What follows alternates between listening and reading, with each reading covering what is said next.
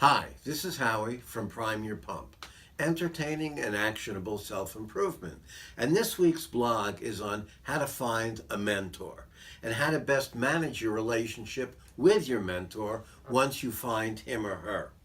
And what we're going to discuss in this week's video are four things. The first thing we're going to discuss is what are the characteristics of a good mentor?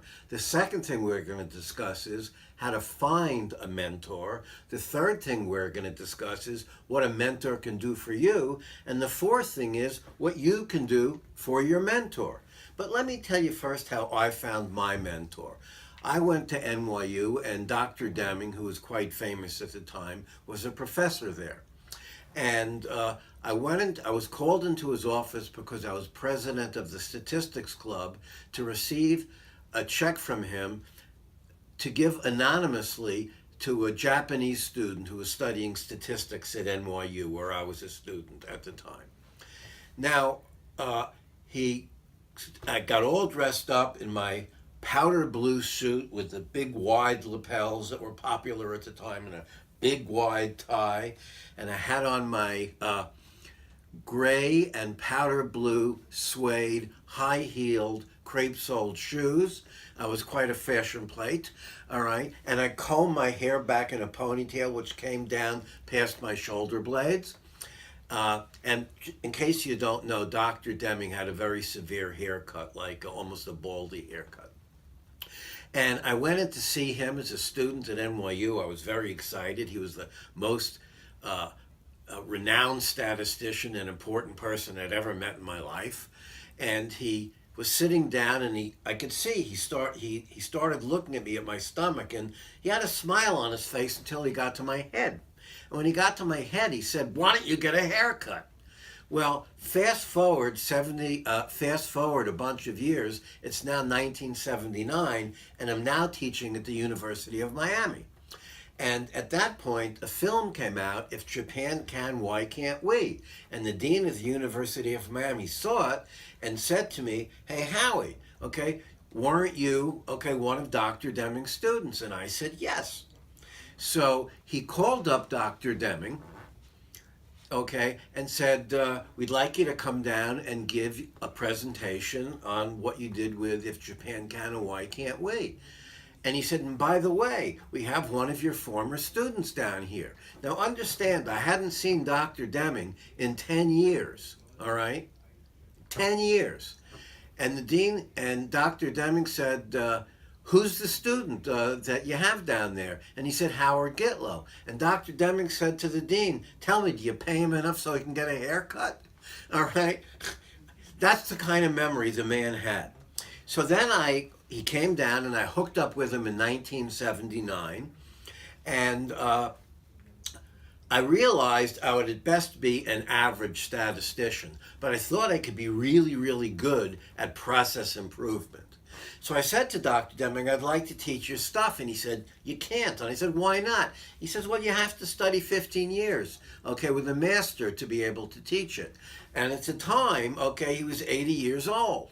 So, well, being, I suppose, a little bit of a gambler at heart, I studied with him until he died in 1993. So I got 13 of my 15 years in. And he became my mentor in that 15 years. He would take me consulting with him.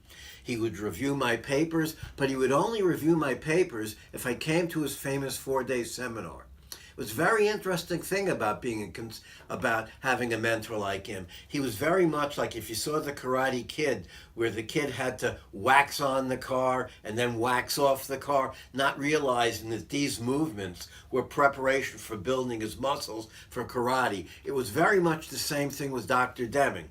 In other words, there was a paying cost to be his mentee, but boy, did you learn a lot. I mean, I would hand him a paper for advice. He'd look at the title and say, "The title is all wrong." And then I would have to take me 6 months to figure out what was wrong with the title. And I'd go back and he'd say, "Okay." And then he'd read the rest of the paper and I would continue.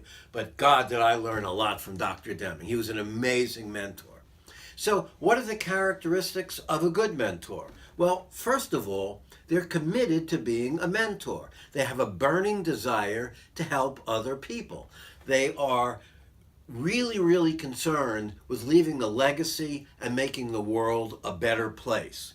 And it turns out that this is really one of their major reasons for living, to give to other people so that their message can be carried on and improved over time. And they also have something of value to say, okay, to the mentee. As an example, all right, now that I'm a mentor, being 70 years old now, here's an example of some advice I give to students, okay, when they're looking for a job. And this is, I think, the kind of thing that a mentor should do when I say a mentor should be able to give advice. I advise all my students who have probably a year left in their academic programs. I said, what industry are you going to go into? Most of them have no idea. So I say, well, why don't you pick an industry, all right, and then look at the NAICS code. That's North American Industrial Classification System code. Every industry has a code. It's like a 5-digit code. The first digit may be healthcare, military, service, agriculture, manufacturing. And the next 2 digits may be within manufacturing, maybe automobiles, washing machines, etc. And then within automobiles, there may be, bumpers. Then within bumpers, there are rubber bumpers and metal bumpers. So there's probably actually a rubber bumper trade association. So if you can pick the the industry you're interested in a year before you graduate, every term paper you write should be about that industry. And you should always attach a questionnaire to it, send it out to all the people who could potentially hire you, all right, in that trade industry, and actually get their feedback so they get to know you. Another thing I suggest is that you join the trade association as a student. And if you join the trade association as a student, it costs maybe $10. But all of the job openings that go out to the public are first listed in the trade magazine for that trade association. So when you go into that trade association, okay, a company in that trade association for a job, you will know, all right, all of the companies, what they do, what they produce. You'll know all about the industry, and you'll probably get the job. So when I say the mentor has something of value to say to you, that's the kind of advice that I mean. Okay, and they will be there for you in the long term, and by the long term I mean decades. And I'm always, I always say I'm your mentor until I'm drooling or I drop dead. So for example, Rick and I have been working together, I don't know, for 10 or 15 years now, all right? I'm not sure I consider him my mentee anymore because he's progressed, so he's a master now on his own, but our relationship continues to tremendous mutual advantage. He learns things from me about Dr. Deming, and I learn things about him about physical health and keeping myself from drooling sooner than I had anticipated. Also, mentors are empathetic, and they listen to the mentee's problems before prescribing solutions. I had a young woman in my office just yesterday, okay, who was having some serious problems, all right? I discovered that her problems were with perfectionism.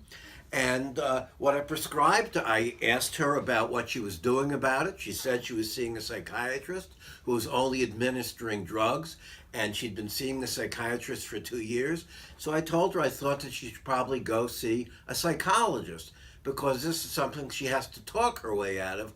Drugs are just, putting a wet blanket over a problem. And they don't want anything from the mentee other than just the joy of watching the mentee grow and bloom over time. Now, the next question is, how do you find a mentor? And in my experience, and this will probably surprise you, the mentor does not pick the mentee. The mentee picks the mentor. And so as an example, if you're a student, especially in college or maybe a trade school or graduate school, you look for someone who can do something for you. For example, it might be a professor okay, who invites students into his office, as I do, okay, just to talk, just to hear what you have to say, and maybe I can give some advice. As an example, when I was a student, one of my main mentors at NYU was the chairman of the statistics department, Dr. Ernie Kurnow. And when I was studying for my written exams, he invited me into his office very generously. I would go in an hour a week, okay? And at first, I couldn't answer any of his questions. By the end of the 6 months, I could answer all of his questions. And he remained my mentor until he died at 101, okay? And I was probably 68 at the time. And I loved him. And one of the great things about Ernie was, sometimes when you're doing well in your field, you just kind of have a feeling like, your head may be getting swelled a little bit. Well, every once in a while, Ernie would take me out to the barn and give me a good beating.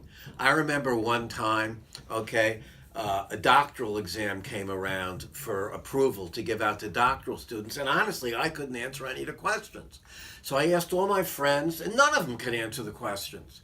So I asked Ernie, okay, and Ernie answered all of the questions. And I asked him a question about one of his answers, and he said to me, "How would you know whether it's right or wrong?" Okay, so that was an example of him taking me out to the woodshed and giving me a good spanking, which was very, very good to put my ego in place. Also, you should know that many colleges offer mentorship programs where they pair you up with a mentor from the community. So they take a student, they put the student with maybe the CEO of a local large corporation, and the mentee gets the benefit of the mentor's wisdom and vice versa, and maybe even gets a job out of it. Another option is to seek somebody out in the community who could really help you, all right, for them to be a mentor. And if you're a working professional, look for someone who's interested in and has the time to mentor you. Okay, and this can be in your organization or some other organization. And you can find them networking or through church groups, trade associations, LinkedIn, or other things of that nature. Next, what can a mentor do for you? Well, there's giving advice on the following things you need to improve. Okay, mistakes they have made, okay, that you can learn from. Okay, things that they've just learned over the years through experience or through their theory, okay, expanded by experience. And just best practices in business and in life. And listen, okay, listening to you with the intention of helping you be a better person. So what can you do for your mentor is the next topic. And this is actively listen to what your mentor has to say and follow the advice. Let them know about the experiences you have so they can improve their advice over and over and over again. And very importantly, you have to be honest with your mentor. If you have some problem that you're embarrassed about and you don't trust your mentor enough to tell your mentor about it, then he or she is not really your mentor. And what you'll find out is that the mentor-mentee relationship is very mutually beneficial. And you should also acknowledge your mentor's contributions to your life. In other words, be grateful. Just be thankful to the mentor. And I'm not talking about presents or anything like that. I'm talking about staying in touch with your mentor as you get older. So for example, as long as I still have something to say, okay, of value, let's say I'm 95 years old, I can't get around anymore. Well, I hope that since I still have something to say, my former mentees will still come to talk to me. So it's not just my grandchildren hearing grandpa's same old stupid stories. So at some point, you will be giving your mentor a reason, for living. Now let's move to use it or lose it and make it actionable. Okay, so to find a mentor, look for someone who can do something for you. And if you're a student, consider professors, mentorship programs, or maybe reaching out to somebody in the community. Next, use it or lose it to make it actionable. And if you're a working professional, look for someone senior, okay, in your organization who's interested in you and has the time to mentor you, all right? You could also look outside your organization. And when to use it? Well, now. Now is when to use it. You want to use it and you want to get a mentor on your side as soon as possible. And then finally, what do you think? Okay, do you have any other suggestions for how to find a mentor or any thoughts on mentoring? And if you do, please share them, okay, with us. And before we leave, just let me say that's it for this week. But remember, okay, to read and share our blog posts and to subscribe to our weekly newsletter. Okay, that's all for this week. Prime your pump.